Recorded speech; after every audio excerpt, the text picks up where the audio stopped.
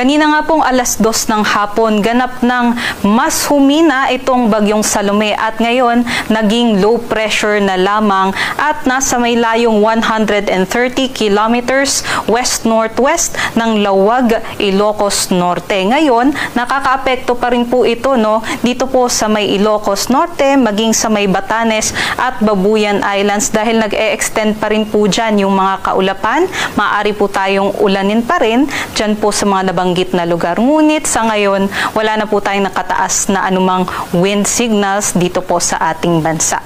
Samantala, uulanin din po tayo ngayong hapon hanggang bukas ng umaga. Posible po yan dahil sa intertropical convergence zone sa malaking bahagi ng Visayas at Mindanao. Itong ITCZ po, ito po yung pagsasalubong ng hangin galing sa southern at sa northern hemisphere na nakakapagbuo nga po ng mga kaulapan. Kaya aasahan po natin itong ITCZ sa malaking bahagi ng Mindanao, especially po dito po sa may Zamboanga Peninsula, sa Barm, ilang bahagi ng northern Mindanao, maging dito din po sa ilang bahagi ng Soc-Sargen.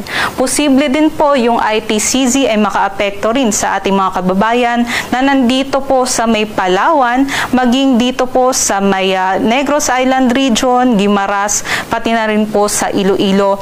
Kaya mag-ingat yung ating mga kababayan dahil po posible yung mga flash floods at landslides dahil po sa malalakas na mga pag-ulan dulot ng intertropical convergence zone. Aside po doon, meron din po tayong binabantayan na easterlies naman o yung mainit at malinsangang hangin galing sa karagatang Pasipiko.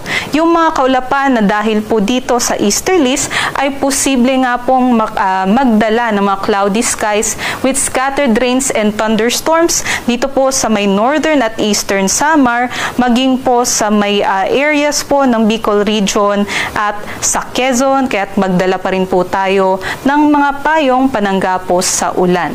Sa Metro Manila naman at nalalabing bahagi ng ating bansa, inaasahan natin ngayong hapon hanggang umaga magiging maliwalas naman po yung ating panahon. Hindi lamang natin inaalis yung tsansa ng mga isolated thunderstorms.